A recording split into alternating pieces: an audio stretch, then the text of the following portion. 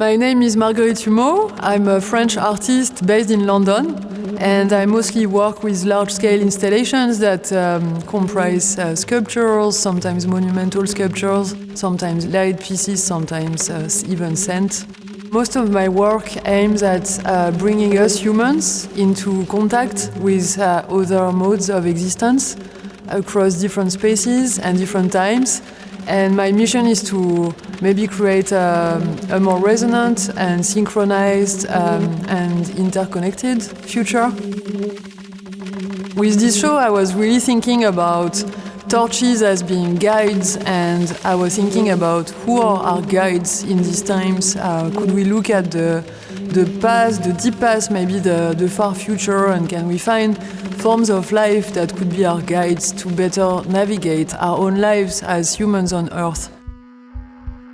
I really wanted to bring different bodies of work from the past 10-15 years together, and I wanted to create an opera with a story that could unfold across different chapters. So we have 5 different chapters that talk about loss and stories of mourning and about metamorphosis and transformation. Some chapters are looking at stories about how we humans will survive on Earth. The first chapter is what we call a vigil, so we're witnessing the last moments of an elephant matriarch that is dying. And so we feel very content. We almost feel like the space is becoming her body during this chapter, and that the whole space is vibrating to her to her heartbeat as it's slowing down until the moment when she dies. So she's talking about her story, she's telling about her life, and maybe she's calling members of her community to be with her during this time. So we hear them coming to her and manifesting some quite sophisticated forms of emotions as they react to her death. In Torches, you're invited to become part of the opera yourself.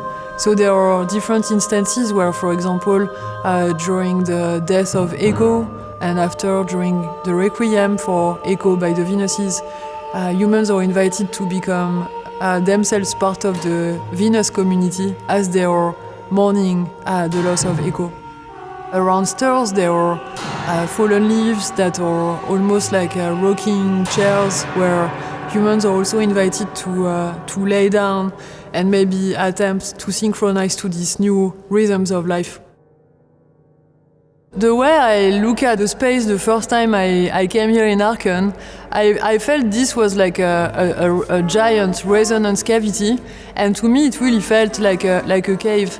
And I've been doing lots of research on prehistoric caves and prehistoric wall paintings and prehistoric sculpture, and I've been looking a lot at how maybe early humans were using caves to connect to the underworld, to the world of spirits, and that maybe the prehistoric wall paintings that we know are just like manifestations or prints of the shadow of the spirits that came from behind these walls. So I really thought this idea was extraordinary, to think that we can be inside this space, but actually we're calling all these other spirits to be here with us. So that's what I've tried to do here.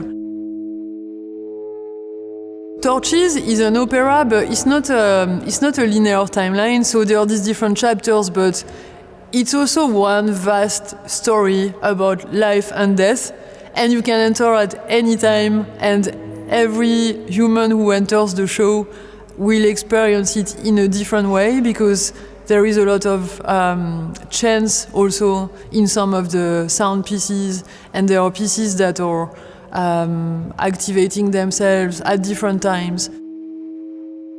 So the same way that we have these 2 bronze Venuses at each end of Torches that are guarding the show, we also have 2 totemic figures that are connected.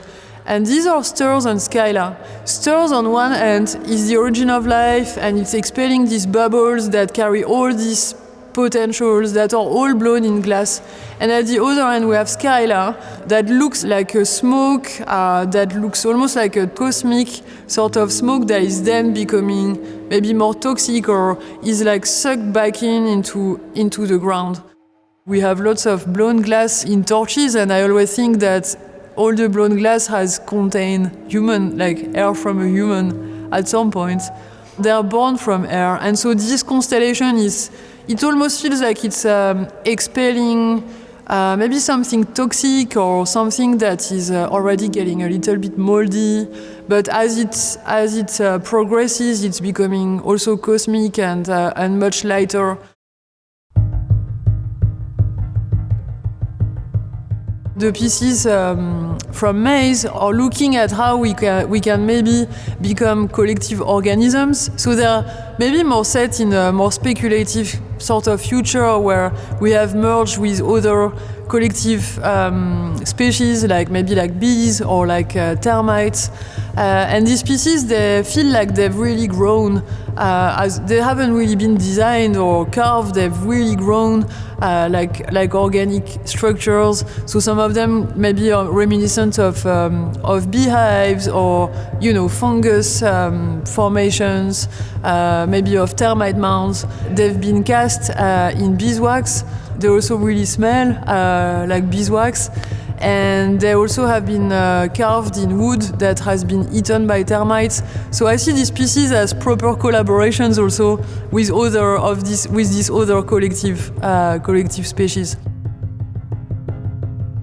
Torches also looks at the role of humans in these ecosystems. So for a long time I was interested in ecosystems that have gone extinct or don't exist yet. Or have evolved in parallel realities where humans haven't maybe evolved. But more recently, I've been interested in how do we reintegrate humans within ecosystems. That is what we need.